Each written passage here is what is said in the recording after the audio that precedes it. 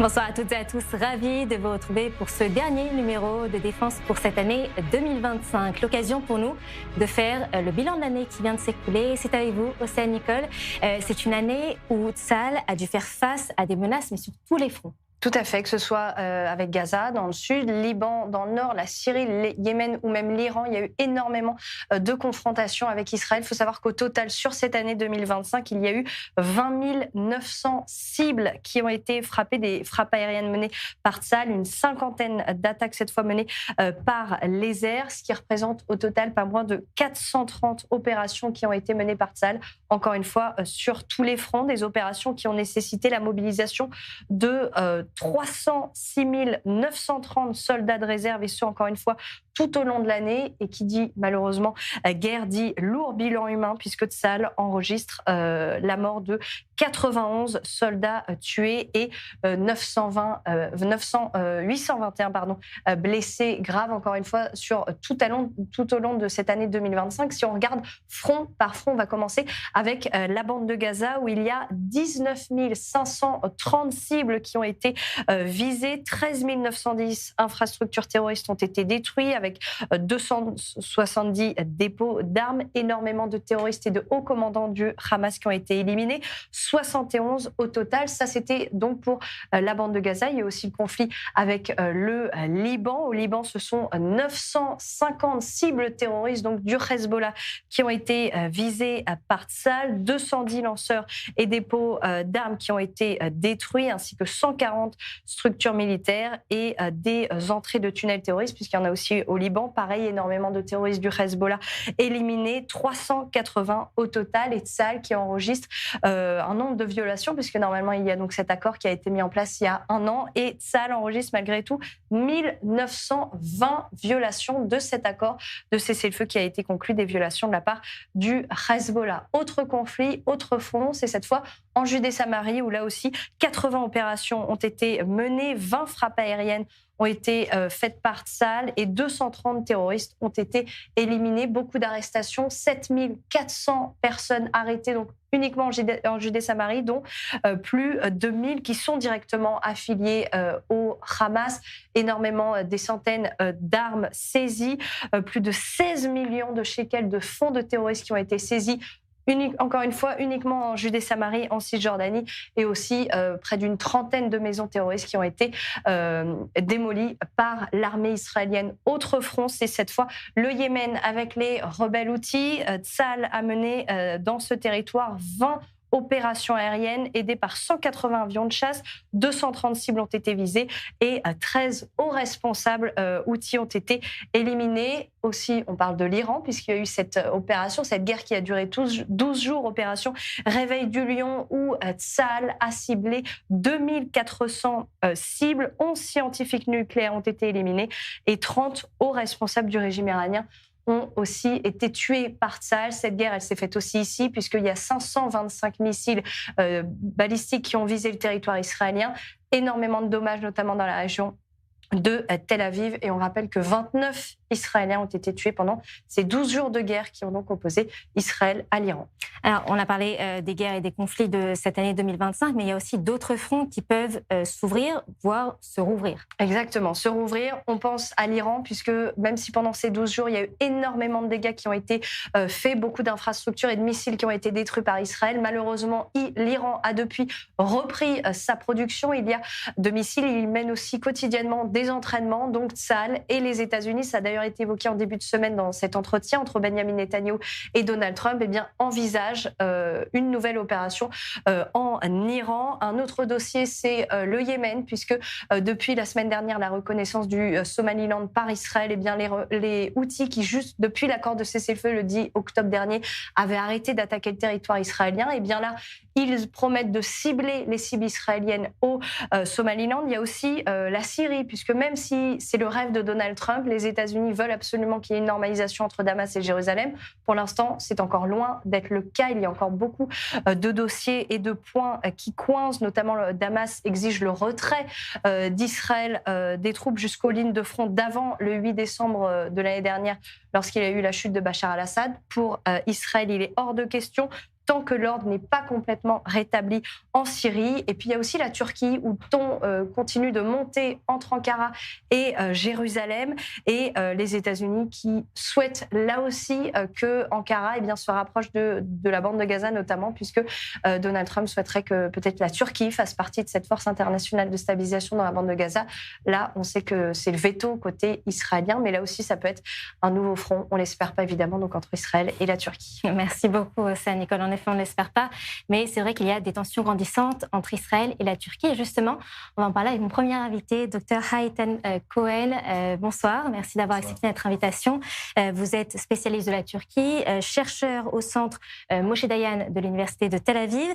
Alors, première question, on voit que la Turquie est aujourd'hui présente sur tous les fronts. Il y a des bases turques en Syrie, il y a une présence navale qui est renforcée, il y a des missiles et des drones. Donc, est-ce qu'on peut dire que sous les apparences de puissance et de stabilité, la Turquie est aujourd'hui un facteur de déstabilisation du Moyen-Orient?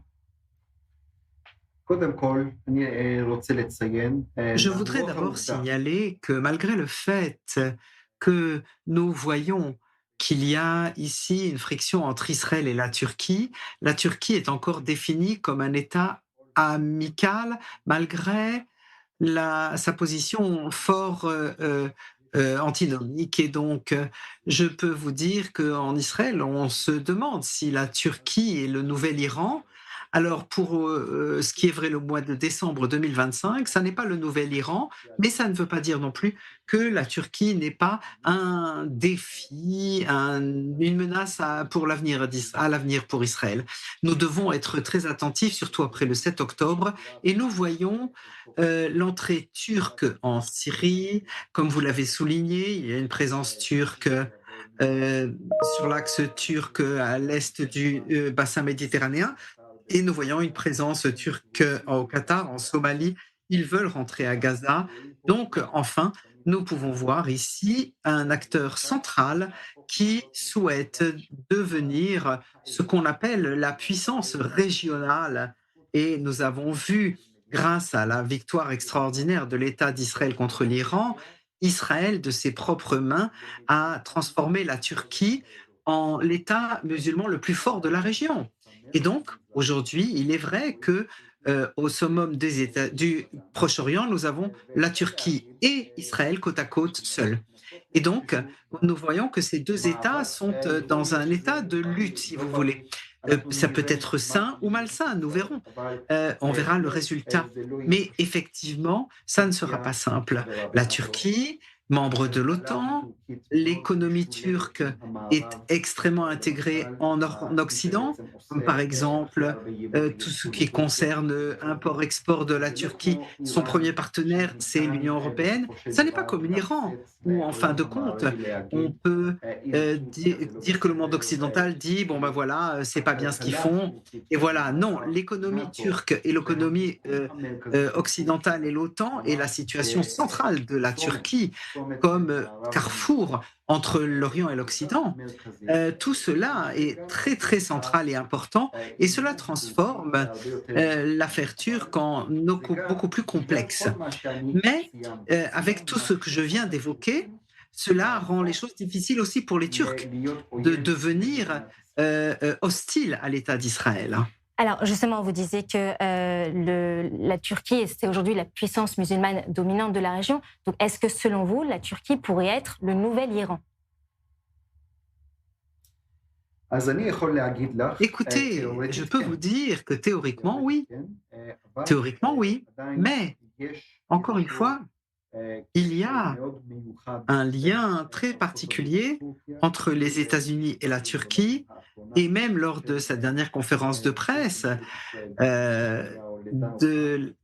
entre Netanyahou et Trump, Trump a dit clairement « Ne vous inquiétez pas, il n'y aura pas de friction entre Israël et la Turquie ». J'espère que j'aurais pu être aussi... j'aimerais être aussi optimiste que le président Trump en ce qui me concerne, parce que dès que je vois qu'il y a tant de points de friction, de tension avec la Syrie, l'Orient du bassin méditerranéen, et maintenant la Somalie. Eh bien, on peut dire que le niveau de friction, le niveau de danger pour arriver à quelque chose de non souhaitable va croissant. Mais ça ne veut pas dire qu'on va perdre le contrôle de la situation. On n'espère pas en tout cas. Merci beaucoup, Merci Dr. beaucoup. Hayatan Cohen, d'avoir été avec nous sur Défense. L'année 2025 aura aussi été celle d'avancées technologiques significatives. Parmi elles, le Lahat Alpha, un missile de nouvelle génération développé en Israël. Un système pensé pour frapper plus loin avec une précision chirurgicale. Un sujet signé Eric Fender. התעשייה האווירית עשתה זאת שוב. היא לקחה את הבעיות הכי גדולות של שדה הקרב המודרני, משקל הטילים ורעש עצום, ופתרה אותן עם צינור מתכת דק באורך 2 מטרים שנקרא להט אלפא. המערכת הזו היא רעידת אדמה, אבל מה היא עושה? איך הקסם הזה עובד? ומה הופך את הטיל הזה לסיוט עבור האיראנים? קודם כל, הלהט אלפא שובר את תקרת הזכוכית של הטווח. טילי האלפייר המפורסמים של האמריקנים מגיעים ל8 קילומטרים. הלהט אלפא מגיע ל20 קילומטרים ומעלה. תבינו את המשמעות. מסוק קרב ישראלי יכול לרחף באוויר מחוץ לטווח טילי הכתף של האויב ולצלוף במטרות בזו אחר זו כשהוא בטוח לגמרי. זה הופך כל מסוק קל למכונת השמדה אסטרטגית שזולה יותר וקטלנית יותר מאפאצ'י. בואו נדבר רגע על המשקל. בעולם הטילים, 25 קילו זה משקל נוצה. טיל נ"ט כבד לטווחים כאלה שוקל בדרך כלל כפול. העובדה שהתעשייה האווירית קיבצה את זה אומרת גמישות מפלצתית. אתה לא צריך טנק, אפשר להרכיב כוורת טילים על טנדר, ראמר, בגי או על סירות גומי. ישראל יצרה כאן את הנשק האולטימטיבי. זול, קל ומשמיד מטרות כבדות. אבל הסוד האמיתי הוא לא הטווח או המשקל, אלא השקט. וזה הפרט שכולם מפספסים. טילים רגילים עושים רעש עצום. הלהט אלפא עובד אחרת. המנוע הרקטי עובד רק בהתחלה כדי לטפס לגובה, ואז כבה. מכאן והלאה זהו מוות בדאייה.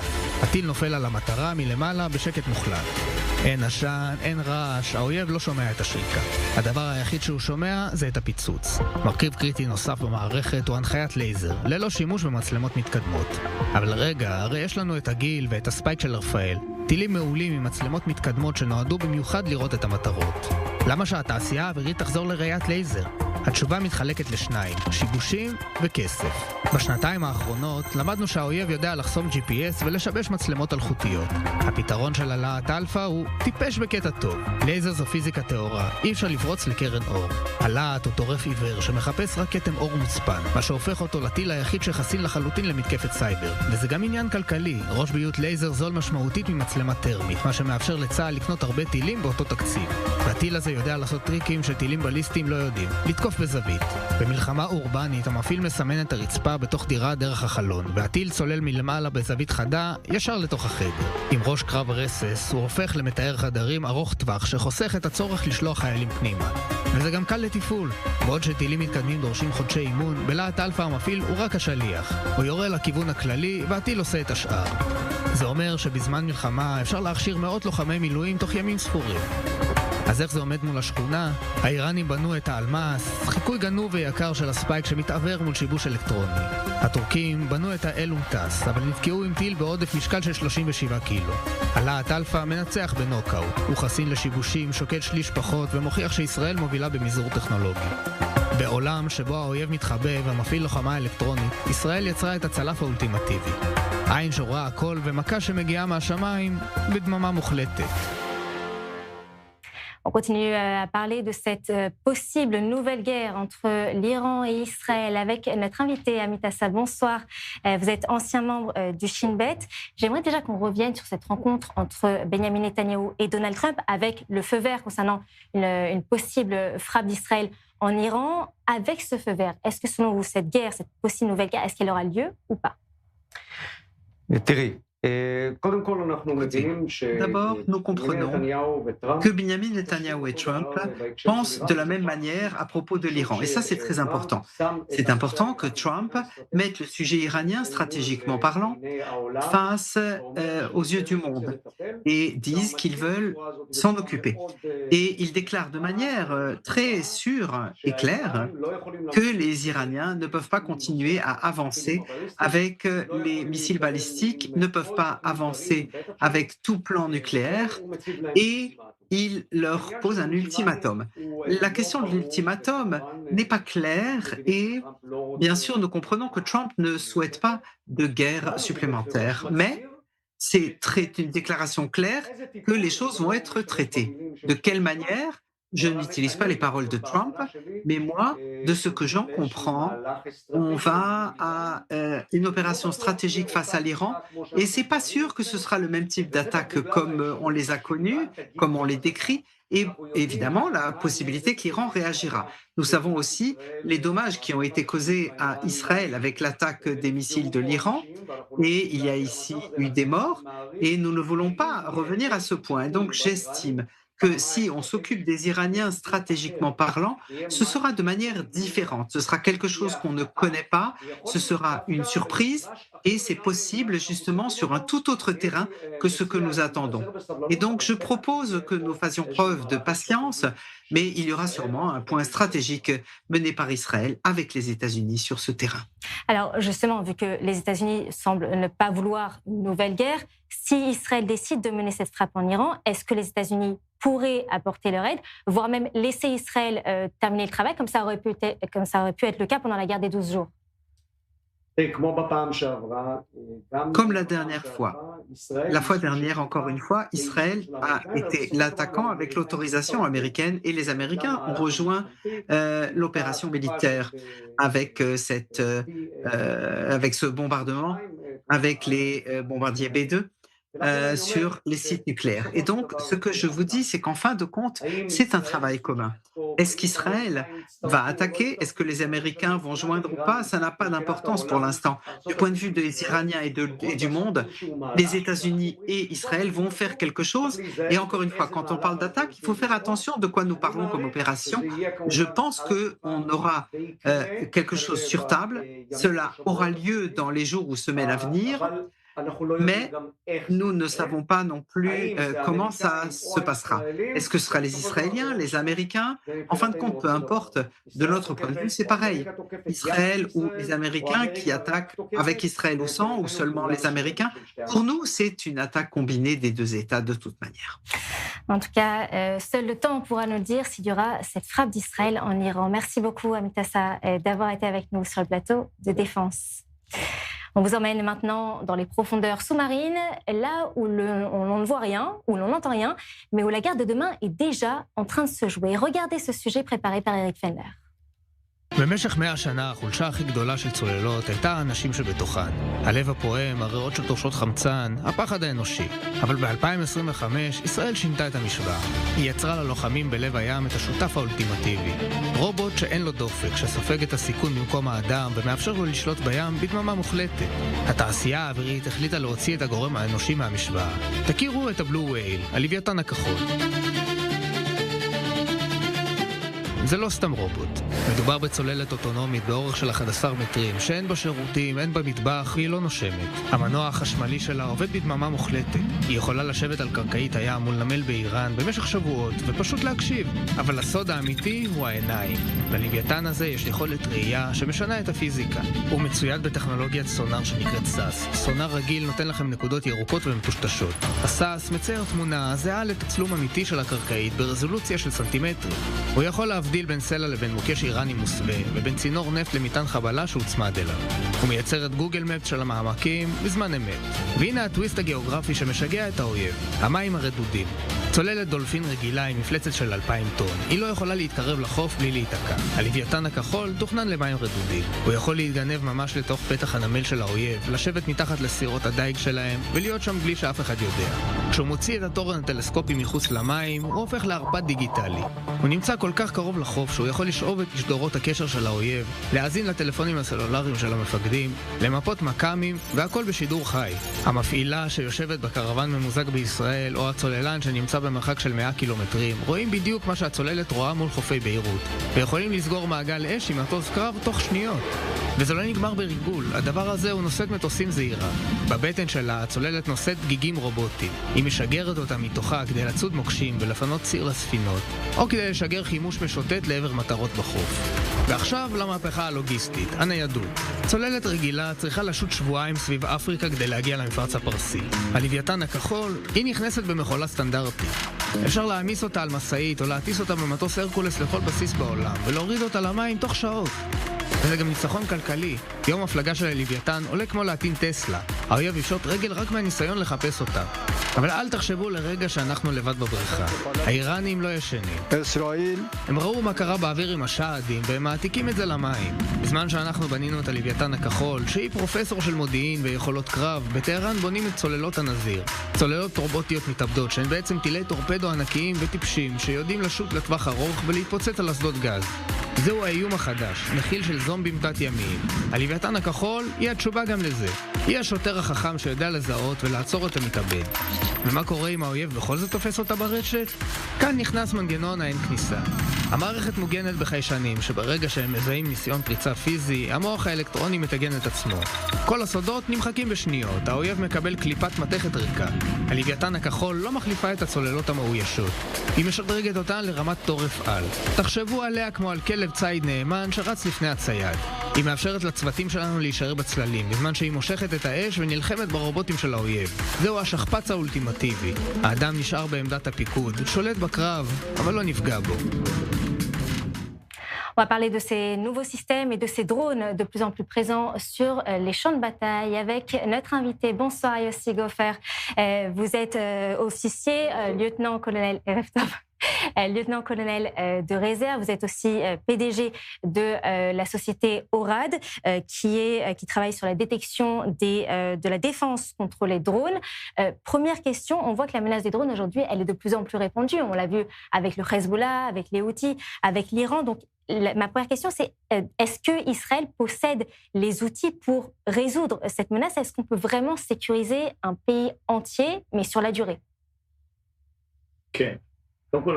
Oui, d'abord l'État d'Israël a des systèmes, et le monde entier l'a vu lors du dernier conflit et dans les précédents, d'excellents systèmes de défense et de l'offensive. En ce qui concerne les drones, le problème essentiel, ce sont 3 points. Premièrement, c'est que c'est des objets très petits, c'est très difficile donc à déceler par radar. Ces appareils sont relativement lents. Plus ils sont lents, plus ils sont difficiles à découvrir au radar. Et troisièmement, ils sont très faciles à utiliser. Des drones normaux, en tout genre, on peut les acheter n'importe où, et les professionnels peuvent être aussi très bon marché, entre 500 et 1000 dollars. Et donc, il n'y a aucun contrôle sur qui les fait fonctionner. C'est donc une technologie excellente, avec des capacités très faciles à acquérir, et donc c'est une menace. Et votre question est exacte, en effet, nous avons en Israël les moyens de les identifier et de les faire et de les détruire. Tant l'armée, le système de sécurité et des sociétés civiles comme la nôtre ont des systèmes de protection contre drones qui fonctionnent sur 1 ou 2 points. Premièrement, identifier qu'il y a un drone dans le périmètre, et ensuite, l'identification est déjà très difficile. Ensuite, utiliser avec des antennes RF ou par de radiofréquences ou bien d'autres radars, et ils sont détruits ou bien cinétiquement, c'est-à-dire qu'on tire sur ces objets, et ou bien on les brouille. On fait du brouillage, et c'est parce que ce sont des appareils que l'on peut brouiller. Ils ont besoin d'un lien entre l'utilisateur, entre le pilote, si vous voulez, et le drone. Même s'il est autonome, le drone arrive de manière autonome au point où il souhaite porter atteinte, et donc il doit télécharger les cibles sur site. C'est à ce moment-là que l'on peut le brouiller et le détruire. Alors, en effet, Israël a une solution anti-drone et contre tous ces objets volants. Alors justement, dans votre société, ORAD, on sait que vous développez justement des systèmes pour permettre de détecter les drones et éliminer cette menace. Quels sont les systèmes précisément que vous avez développés? Nous avons développé, non pas dès aujourd'hui, mais ça fait déjà des années, et que nous allons nous développant selon les menaces. Donc un système qui est identifier, suivre et détruire un drone. Ils peuvent les détruire à une distance de 3 ou 5 km, ce qui est énorme parce que ce sont encore une fois de tout petits drones. Un drone, on a du mal à le voir à l'œil nu à 200 mètres souvent. Et donc je vous parle de 2 ou 3 km de détection. Cela est très important, c'est assez long et large. Cette détection se fait par des antennes de radiofréquence. Je n'ai donc pas besoin d'avoir une ligne directe, donc une ligne de vue avec le drone, et je peux les identifier en zone urbaine entre les bâtiments. Au-delà de la détection, ils peuvent permettre à donner la possibilité de détecter où se trouve l'utilisateur, donc la distance, celui qui a la télécommande, et ensuite les détruire avec un brouilleur puissant qui nous permet de faire chuter le drone, et ce brouillage se fait en coupant la connexion avec celui qui le télécommande, et on peut ainsi ou le détruire ou l'éloigner de manière contrôlée, parce que si jamais il a obtenu du renseignement, ou bien si le drone est piégé avec des explosifs, ça n'est pas nécessaire de le faire tomber sur la zone qu'on protège, mais essayer de le faire chuter plus loin. En tout cas, on voit que le drone a fondamentalement changé la guerre de demain. Merci beaucoup, Yossi Goffer, d'avoir été avec nous. C'est la fin de ce numéro de Défense. Je vous retrouve la semaine prochaine pour un nouveau numéro. L'occasion pour moi de vous souhaiter une très bonne année 2026. Restez avec nous sur i24 News.